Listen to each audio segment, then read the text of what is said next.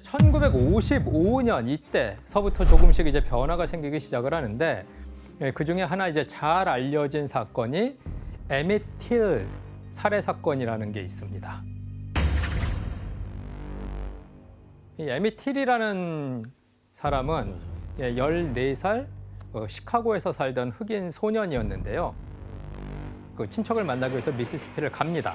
미시시피에 가서 이제 생활을 하다가 이제 백인 부부가 운영하는 식료품 가게에서 그 여자 주인, 백인 주인과 무언가 이제 그 실갱이가 벌어지게 돼요.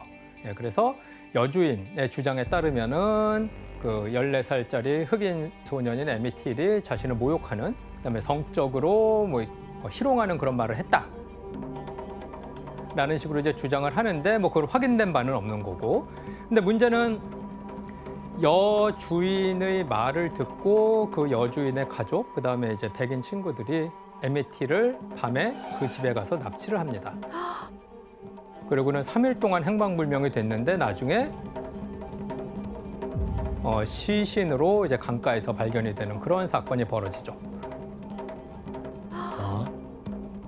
그리고 이제 얼마나 많이 맞았는지 나중에 공개된 사진을 보면은 이제 형체를 알아볼 수 없을 정도의 그런 이제 시신 고문받은 흔적도 있고. 근데 당연히 이제 납치범들이 경찰 조사에 의해서 잡혔어요.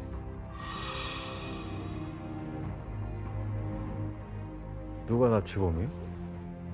이 납치범이 그 남성 둘입니다. 이 사람들이 누구냐 하면은 그 식료품점 여주인의 남편, 그리고 이복 형제. 이들이 주장한 것은 이제 흑인인 에밋 틸이 이제 백인인 식료품점 여주인에게 추근되었다. 그리고 이곳은 이제 남부인데 이제 백인 유부녀를 이제 추행을 하는 이제 흑인의 파렴치한 일은 남부의 전통상 어느 정도 법정에 가지 않고 알아서 손을 본다. 심하게 얘기하면 그 린치죠. 그게 뭐가 문제냐 이런 식으로 이제 태도를 보였다는 겁니다. 아니 그러면 교수님 백인의 주장만 듣고 흑인은 그냥 맘대로 그냥 본인들의 판단하에 죽여도 된다라는 얘기인 건가요? 그게 말이 안 되죠. 그러니까 근데 우리가 봤듯이 이미 그 남부에서 린치가 횡행했었기 때문에. 근데 가족들은 참을 수가 없겠는데요? 그렇죠. 그래서 에밋 어머니가 상당히 이제 격하게 반응을 했고, 그러니까 그 이유는 당연히 14살짜리 아들이 친척집에 갔다가 죽어서 돌아온 것도 황망한 일인데 자기 아들이 죽어 마땅한 짓을 했다라고 남부에 사는 백인들이 이야기를 하니까 그것도 엄청나게 황당한 일인 것이죠. 진짜 미쳐 돌아가는 사회네요. 그렇죠. 그래서 이제 요 에밋 틸 살해 사건 직후 에밋 틸의 어머니는 중대한 결정을 합니다. 여기서 문제를 낼게요. 네. 에밋 틸의 어머니는 백인 우월주의로 흑인이 살해되는 미국 사회에 경종을 울릴 목적으로 이것을 결정을 합니다. 이것이 무엇일까요? 무슨 결정한다. 와, 이거 뭐지? 쉽게 생각하시면 정답. 됩니다. 규현 씨? 그러니까 이게 사람이 진짜 억울하면 내 죽음으로 이게 더 일이 커지길 바라는 아유, 막 그런 그런다고 마음 뭐 있잖아요. 콧방구나 끼겠어요? 아니 그래도 어머니께서 본인의 죽음으로 이 일을 더 알리려고 하셨다? 논리적으로는 납득이 갈 만한 내용이지만 오답입니다. 그러니까 남부에서 뭐 콧방귀나 끼겠냐고요, 죽거나 말거나. 아휴, 너무 슬프다 그런 얘기. 힌트를 하나 드릴게요.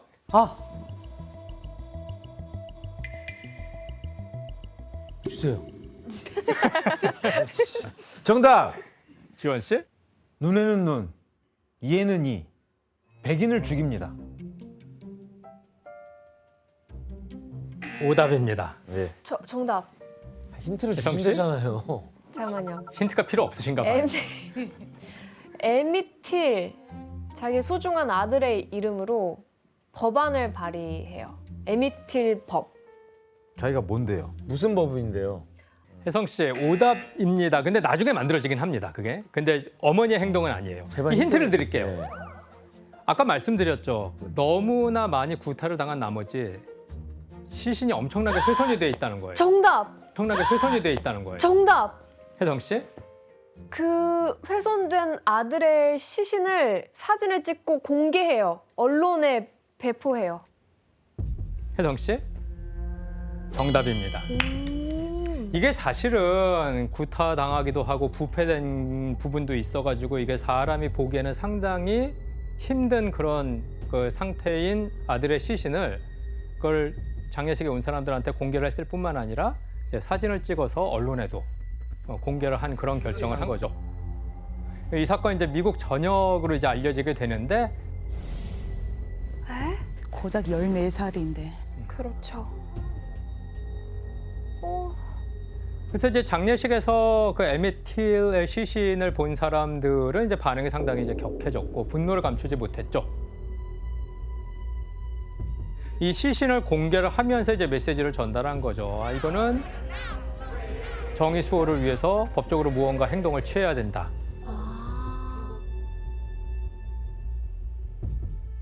이제 이 사건이 전국적인 단위의 사건으로 진행이 됩니다. 근데 범인으로 지목된 백인 2명이 있었죠. 그러니까 식료품점의 남자 주인, 아까 그 이제 사진에 나온. 공범이었던 형제는 이제 재판에 회부가 됩니다. 근데 이제 미국 그 재판이라는 게 이제 배심원단이 있잖아요. 네. 결국 판결이 나왔습니다. 배심원단의 판결이. 근데 무죄였다는 거예요.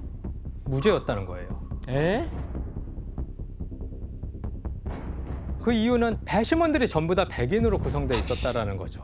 그러니까 사실은 이게 우리가 생각할 수 있는 가장 심한 기울어진 운동장이죠. 백인들은 이 지역 그 돈 많은 사람들로부터 이제 기부를 받아서 이제 기소당한 이제 백인들의 변호의 그 변호비를 이제 변호사비를 이제 대신 내주기도 하고 흑인을 죽였다는 이유로 이제 백인이 기소를 당했다. 그러면 이제 그 지역의 백인들이 뭉치는 거죠.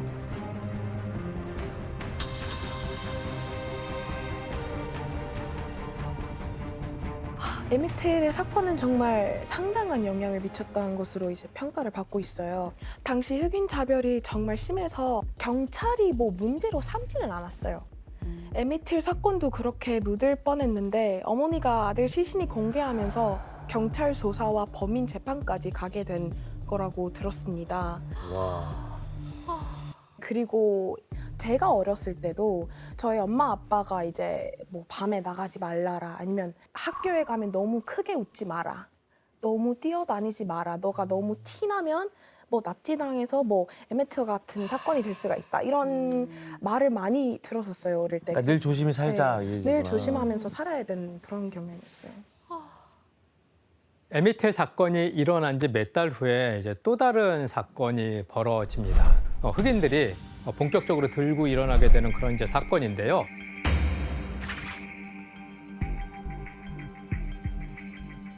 사건은 이제 1955년 엘라바마주에서 벌어져요. 로자 파크스라는 여성이 대중교통인 버스를 탑니다. 당시 남부에서 대중교통 수단 버스, 백인이 앉아야 되는 좌석이랑 흑인이 앉아야 되는 좌석이 구분되어 있었다는 거죠.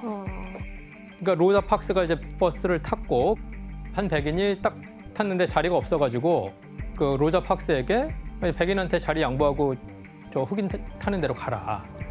Excuse me, are you gonna move? No. No, I'm not. 그랬더니 이제 로자 파크스가 거부를 한 Listen 거예요. me. If you don't move, I'm gonna call the police and they'll arrest you. You know I'll do it. You may do that then. 결국 주법 위반으로 경찰에 체포가 됩니다. 근데 되게 용감하네요. 뭐 폭행을 나갈 수도 있는 일인데. 그 배경은 짐 크로우 법이라는 게 남북 전쟁 이후 남부의 주법으로 있었어요. 거기에 핵심적인 내용은 흑백 분리죠.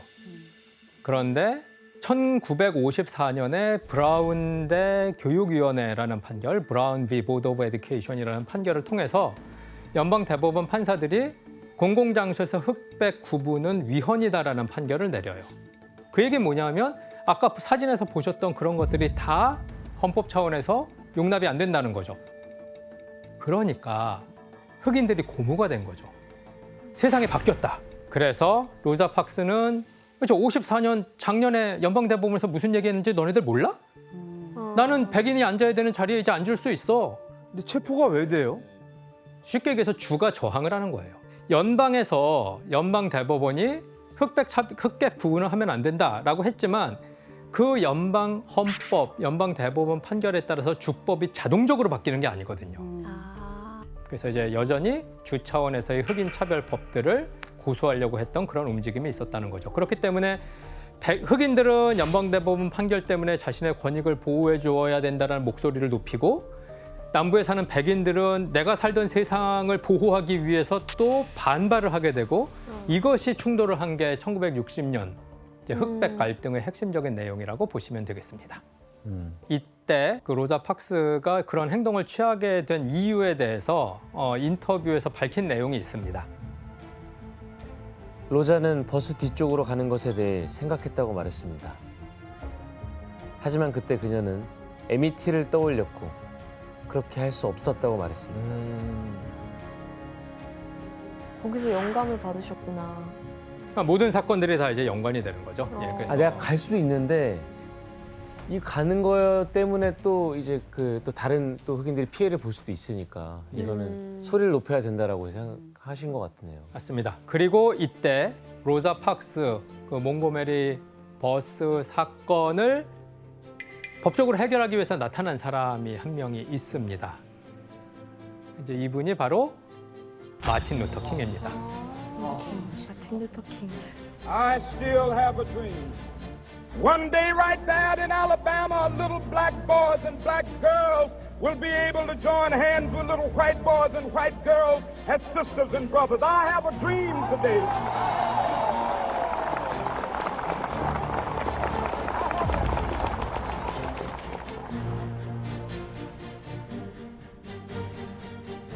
당시 마틴 루터 킹은 엘라바마주 몽고메리시에 있는 흑인 교회의 목사셨습니다. 이제 흑인 공동체를 위해 목소리를 낼 수 있었던 이제 엘리트 중에 하나였고 그런 이제 교육 수준이 높은 그런 지식인이었기 때문에 목사의 자격으로 이제 백인 지도자들과도 백인 정치인들과도 교류를 할 수 있는 그런 인물이었다라고 이제 볼 수가 있겠습니다. 근데 이제 마틴 루터 킹이 이런 여러 이제 그 부당한 대우, 흑인을 구분하고 차별하는 이런 이제 법들과 관행들이 유지되는 걸 보고 이제 분노를 표출을 하는데 그게 바로 버스를 타지 말자는 보이콧이에요. 걸어 다닙시다. 그렇죠. 그래서 마틴 루터 킹이 보이콧을 홍보를 하자 당시 몽고메리에 살고 있었던 흑인들은 적극적으로 동참을 합니다. 그래서 말씀하신 대로 걸어서 이동을 한다라든가 아니면은 버스 대신 택시를 탄다든가. 그래서 이제 이런 버스 보이콧 운동에 뭐 몽고메리시 개선협회라는 단체 같은 것들을 이제 조직을 해가지고 운영이 되는 그런 상황까지 맞이하게 됩니다.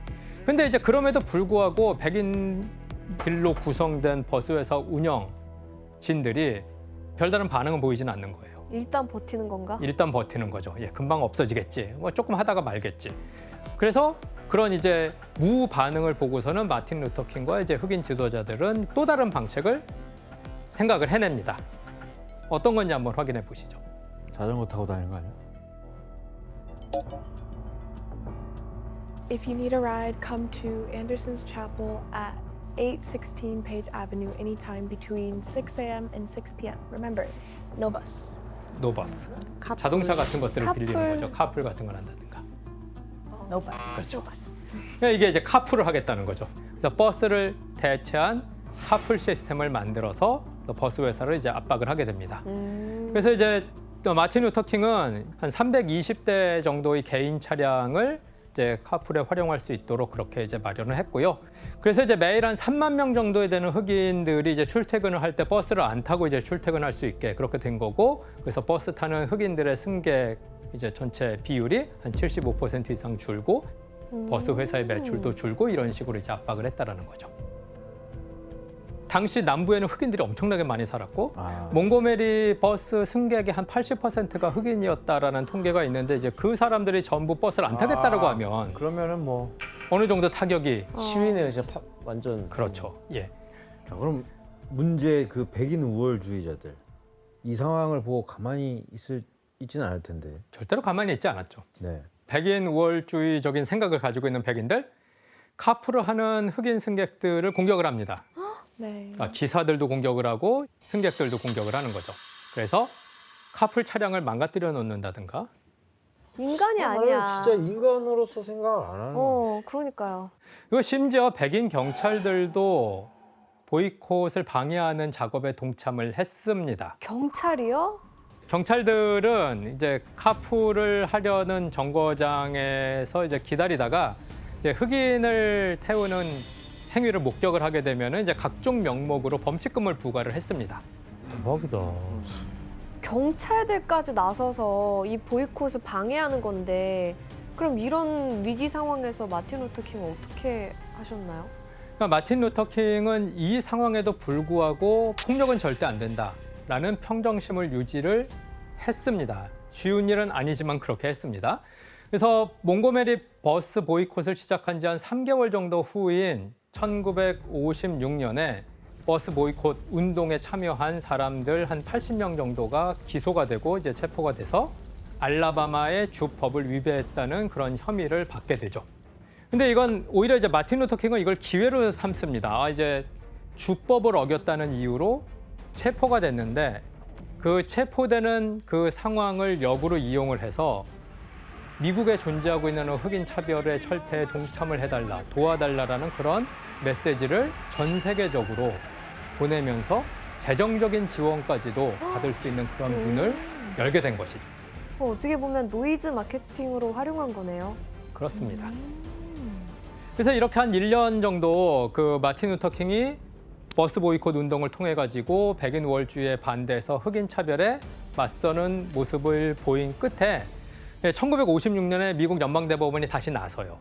대중교통 시설에서 흑백 구분을 하는 것도 연방헌법 위반이다라는 것을 명시하는 그런 판결을 내립니다. 다행입니다. 그래서 전 세계적으로 명성을 갖게 되는 인물로 이제 마틴 루터 킹은 자리 잡임을 하게 됩니다.